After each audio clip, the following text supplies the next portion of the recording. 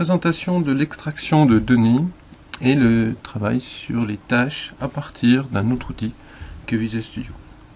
Donc ici nous trouvons les éléments de travail avec les requêtes qui ont été définies. Prenons par exemple les tâches, donc ici les tâches d'Anaïs, et nous allons regarder dans quel état sont celles-ci.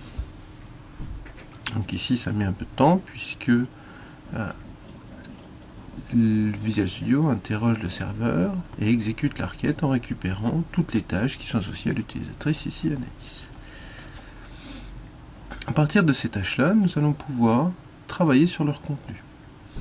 Donc nous avons ici peu d'informations sur les tâches, c'est un résumé. Donc nous avons le type de l'élément, le titre, la personne qui est assignée et enfin son état. Maintenant, si on veut faire des opérations sur cet ensemble de tâches, on peut aussi utiliser d'autres outils que Visual Studio. Donc ici, nous avons la possibilité d'envoyer la requête dans Microsoft Excel. De la même manière, donc Excel va se connecter au serveur, récupérer les informations dans une feuille de calcul sur laquelle nous allons pouvoir travailler. Donc cette étape aussi peut être un peu longue suivant la performance du réseau que vous avez et suivant la performance du serveur. Donc ici ce que nous ferons, c'est que nous analyserons le contenu des tâches et les opérations que nous pouvons effectuer. Voilà, donc Excel a bien fonctionné et ramené toutes les tâches. Donc nous retrouvons les mêmes informations, mais nous pouvons modifier leur contenu. Donc ici nous avons la possibilité de sélectionner les colonnes.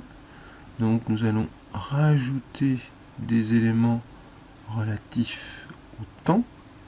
Donc ici l'estimation d'origine, le travail effectué et le travail restant.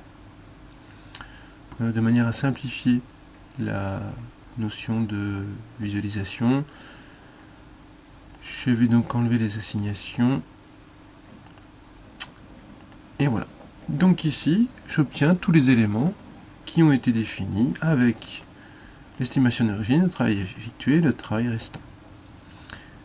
Donc je peux travailler soit sur le cumul de ces éléments, comme dans tout tableur, soit travailler directement sur les tâches. Donc par exemple ici, si j'estime que cette tâche n'a pas été estimée correctement, donc ici il n'y a pas de valeur, je peux très bien modifier les valeurs.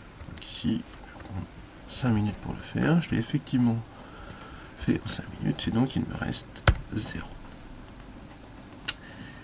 Si je fais ceci, j'ai donc modifié une tâche, il me suffit donc de publier, et les informations seront répercutées sur le serveur. Ce qui est fait. Donc nous irons voir la tâche 536, donc ici la tâche 536. Donc ici toujours la même problématique.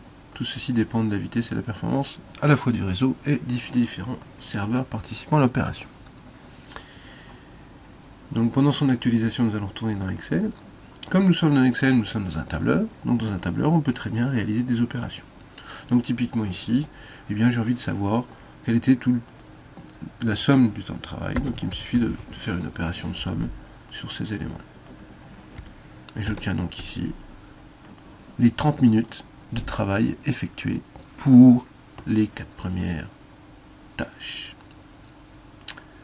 Nous pouvons vérifier ici que la tâche 536 a bien été modifiée comme il se doit, puisque les temps sont bien passés de A5, 0 et 5. Voilà pour cette partie extraction de données à partir d'Excel. Attention toutefois, ici les opérations réalisées sont en liaison directe avec le serveur. Bonne requête.